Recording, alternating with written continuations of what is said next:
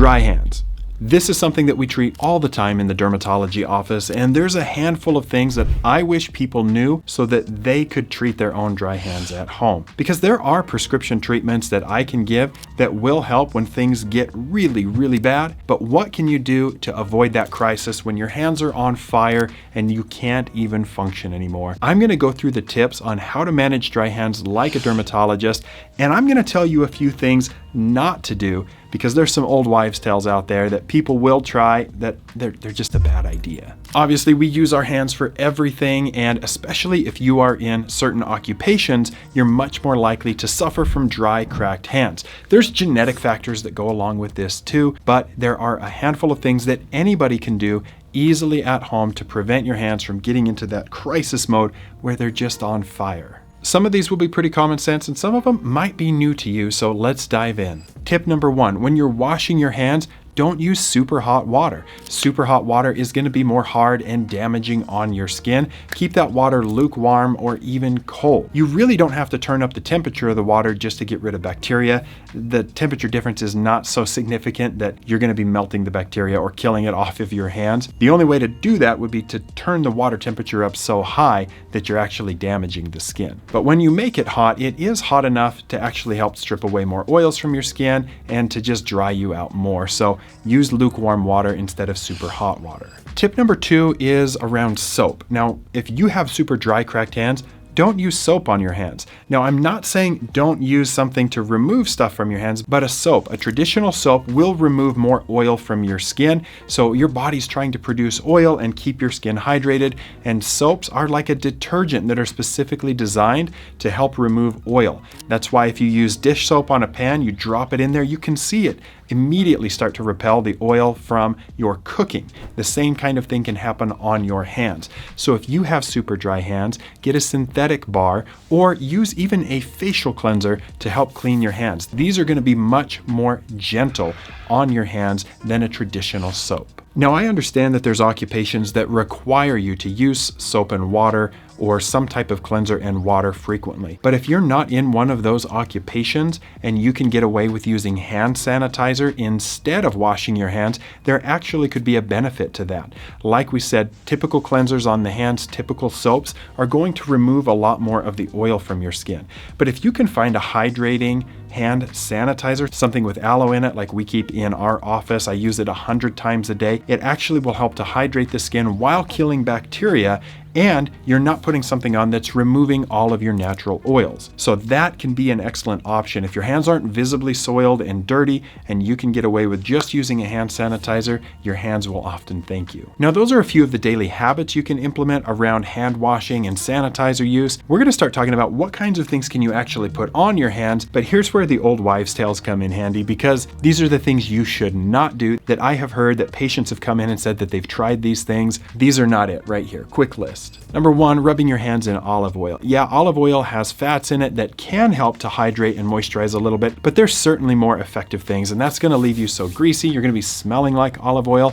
Don't use olive oil. Number 2, soaking your hands in milk. I've heard this one, and it's kind of one of those old wives' tales, but there is lactic acid in milk. It can help to exfoliate a little bit, but this is not going to hydrate your hands long term, and you're just going to be wasting money on milk that you could be drinking or using in your food prep. This one, I don't even know where it comes from. Using mayonnaise as a hand mask. Apparently people are doing this. It is a bad idea. 1, more expensive than it needs to be. 2, not effective. Yeah, there's fats in mayonnaise, but smearing your hands in mayonnaise, how are you going to function like that? You can't like rub it in like a lotion.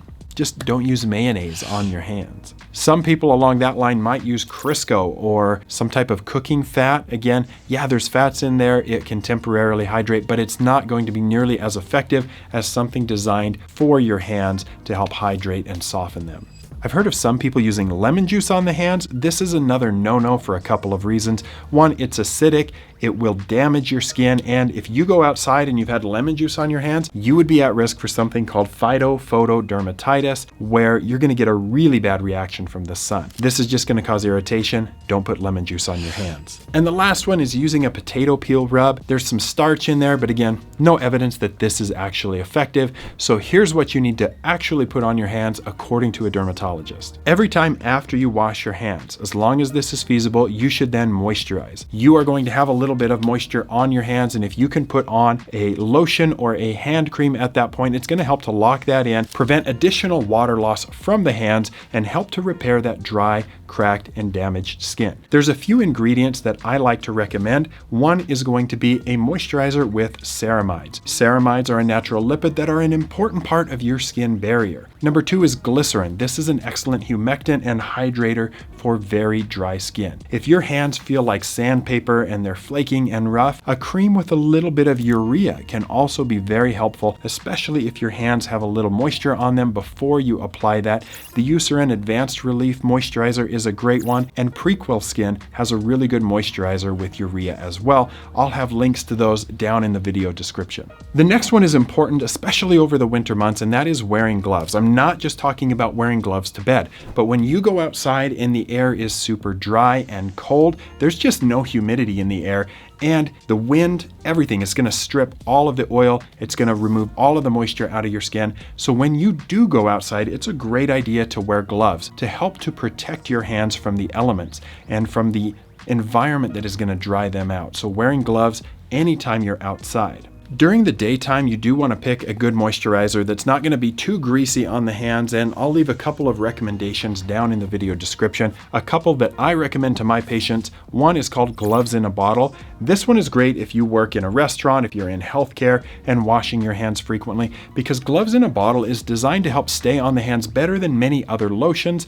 even with multiple rounds of hand washing. So I really like this one for my patients that work in wet environments or are washing their hands all of the time. My second favorite is called Neutrogena Norwegian formula. This one feels really thick when you first squeeze it out of the bottle, but as you rub that into your hands, it does melt in there very nice, and it really hydrates well. Many of the major brands like CeraVe and others also have dedicated hand creams, and these all work really well. But at nighttime, you can go more aggressive, something that's a little bit thicker. And this is where I'll often advise my patients to put straight Vaseline on their hands. So you can moisturize first and then do an additional layer of Vaseline or Aquaphor or Dr. Rogers Restore ointment, my personal favorite, and then you would wear gloves to bed. So you can get white cotton gloves at most any pharmacy, and another option that's probably even cheaper are just those brown jersey gloves that you can get at any hardware store. They're like the cheap throwaway gloves for gardening, and those also do a great job. So you're not smearing the Vaseline all over your pillow, all over your sheets. You're keeping it on the hands all night. Your hands are going to feel much better in the morning. This is especially effective if you start to get little cracks right on the fingertips, under the nails. You want to smear that up with Vaseline or some equivalent ointment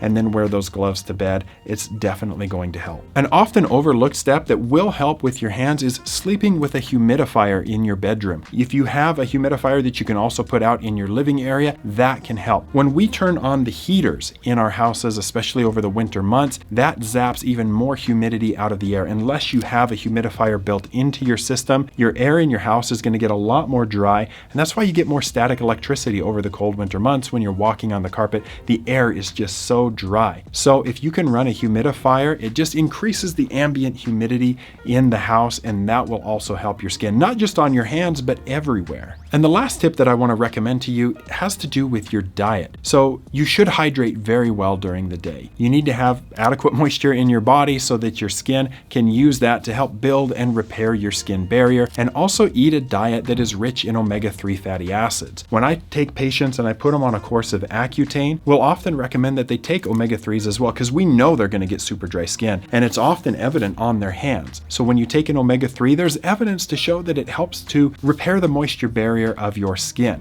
So that is a recommendation that I have: eating salmon or other fatty fish, taking a fish oil supplement, and in general, just having a healthy, balanced diet. Again, the more garbage you put into your body, the more that's going to reflect on the outside of your body. So try to have a good, clean diet, sleep well. All of those things that play a role on the health of the inside of the body will manifest on the outside of the body. Now, if you're doing these things and you're still suffering from dry, cracked hands, that is the appropriate time to go see a board-certified dermatologist, because there may be an allergic reaction going on to something that you're being exposed to, or you may have a different condition that is more difficult to treat over the counter, like dyshydrotic eczema or a severe irritant contact dermatitis. Those types of things, there are prescription treatments available to help help calm down that inflammation more quickly and get your hands and your skin barrier to repair more quickly. For some of the recommendations I've made today, I'm going to have links down in the video description so you can find some of my favorite hand creams, even supplements like fish oil that will help you to keep your hands healthy all winter long. Guys, let me know what your favorite hand cream is down in the comments, or what practices you have found